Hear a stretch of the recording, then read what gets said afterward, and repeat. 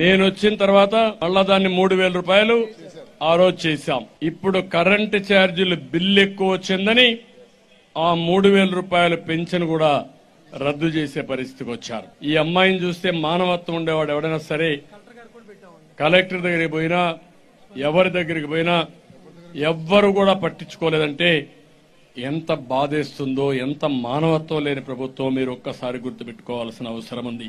తప్పకుండా మన ప్రభుత్వం వస్తానే ఫస్ట్ ఇవ్వాలని డెఫినెట్ గా ఫస్ట్ ఇస్తాం.